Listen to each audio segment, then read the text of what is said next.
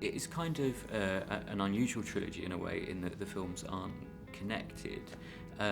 If you were to have to make a trilogy out of all of the instalments, what would you like to see in sequels? I don't think Shaun of the Dead is a very complete film, and if you were going to see a sequel to Shaun of the Dead, it would involve Nick's character, who is one of the, a lot of people's favourite character in that movie, as a zombie, which would involve him groaning a lot. If we were going to stick Fantastic, by the way, no as an actor, no lines to learn.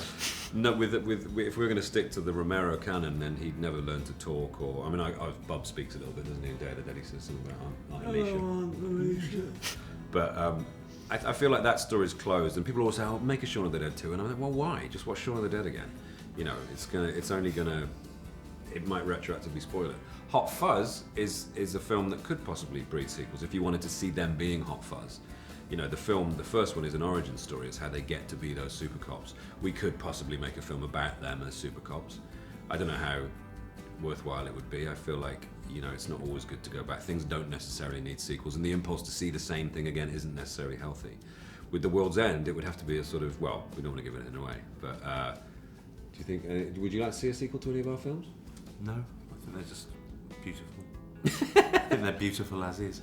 I mean, I know that it's not a Cornetto trilogy film, but we kind of talked a lot about a Paul sequel potentially. We wanted to make Paul's, because we felt like that could possibly bear up to another, but the budget would be so big. I think we priced ourselves at the market with one alien costing 20 million. Like, we'd go back to his planet and it'd have one alien on it.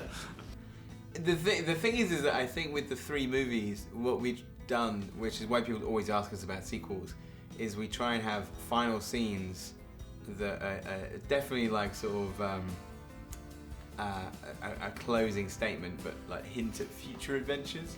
And I guess Shaun of the Dead does that, but I don't know what that sequel would be. And people would say, "Are you going to do a Shaun of the Dead 2?" And thinking, well, it's tricky when a lot of the characters are dead, and you almost like don't want to kind of rob Nick Frost of any dialogue. So that would be shame number one.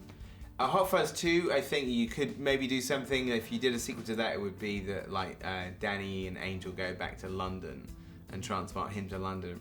But the problem with that as well is that why we never did anything with that as well is that once they've become the badasses at the end of the film, there's no arc for the second film.